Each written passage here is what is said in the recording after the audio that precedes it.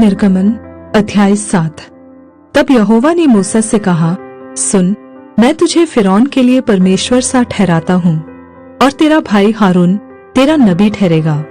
जो जो आज्ञा मैं तुझे दूं वही तू कहना, और हारून उसे फिरौन से कहेगा, जिससे वह इस्राएलियों को अपने देश से निकल जाने दे। परंतु मैं फिरौन के मन को कठोर कर दूंगा, और अपने चिन्ह और चमत्कार मिस्र देश में बहुत से दिखलाऊंगा। तो भी फिरौन तुम्हारी न सुनेगा, और मैं मिस्र देश पर अपना हाथ बढ़ाकर मिस्रियों को भारी दंड देकर अपनी सेना अर्थात अपनी इस्राएली प्रजा को मिस्र देश से निकाल लूंगा। और जब मैं मिस्र पर हाथ बढ़ाकर इस्राएलियों को उनके बीच से निकालूंगा, तब मिस्री जान लेंगे कि मैं यहोवा हूँ। तब मूसा और हारून ने यहोवा की आज्ञा के अनुसार ही किया। तब जब मूसा और हारून फिरौन से बात करने लगे, तब मूसा तो 80 वर्ष का था और हारून 83 वर्ष का था। हारून की चमत्कारी लाठी। फिर यहोवा ने मूसा और हारून से इस प्रकार कहा, जब फिरौन तुमसे कहे, अपने प्रमाण का कोई चमत्कार दिखाओ, तब तू हारून से कहना, अपनी लाठी को लेकर फिरौन के सामने डाल दे कि वह अजगर बन जाए। तब मूसा और हारून ने फिरौन के पास जाकर यहोवा की आज्ञा के अनुसार किया।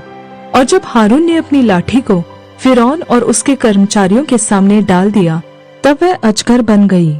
तब फिरौन ने पंडितों और टोन्हा करने वालों को बुलवाया, और मिस्र के जादूगरों ने आकर अपने अपने तंत्र मंत्र से वैसा ही किया।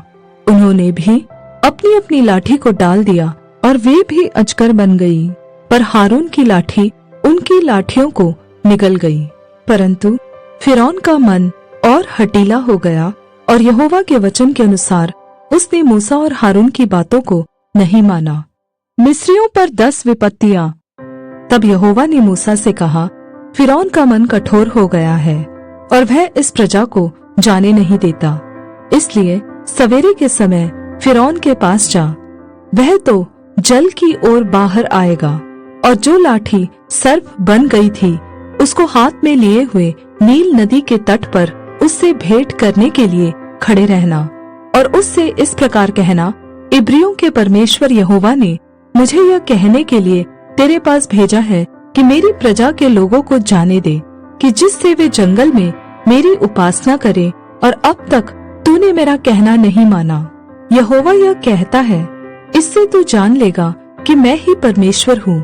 देख, मैं अपने हाथ की लाठी को नील नदी के जल पर मारूंगा, और जल लहू बन जाएगा, और जो मछलियां नील नदी में हैं वे मर जाएंगी, और नील नदी से दुर्गंध आने लगेगी, और मिस्रियों का जी नदी का पानी पीने के लिए न चाहेगा।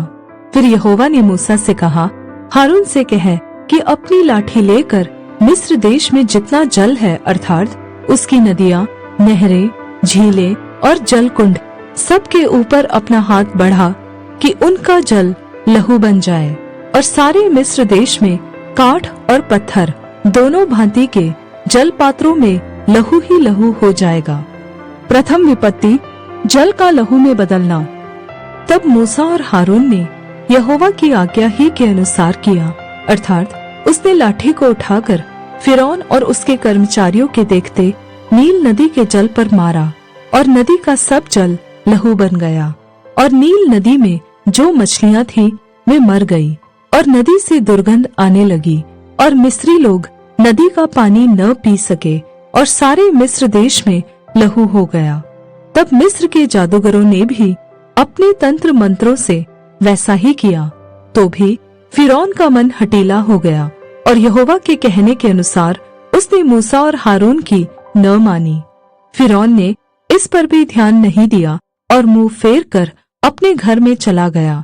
और सब मिस्री लोग पीने के जल के लिए नील नदी के आसपास खोदने लगे, क्योंकि वे नदी का जल नहीं पी सकते थे। जब यहोवा ने नील नदी को मारा था, तब से 7 दिन हो चुके थे।